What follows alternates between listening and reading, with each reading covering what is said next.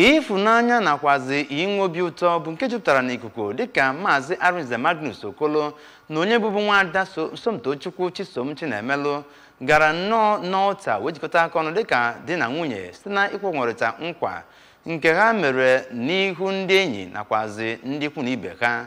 Onye a ga-ewetara gị akụkọ a n'uso dịka o si wee mee. Ya bụ mmemme agbamakwụkwọ nke hiri n'ụlọ ụka Assemblies of God Church Umekanaya Okele Obosi bụ nnọọ nke dọtara ọtụtụ ndị ụkọchukwu, ndị enyi di na nwunye nakwazi ndị sentegara isi. N'okwu ya oge a na-eme ya bụ mmemme agbamakwụkwọ, pastọ na-elekọta ụlọ Awada One Reverend Dr. Anthony Alua gwaziri ndị nwunye ha na-edobe onwe ha na ma rụtụ aka na ịdị umeala na irube isi bụ ihe na-ewulite ịhụnanya.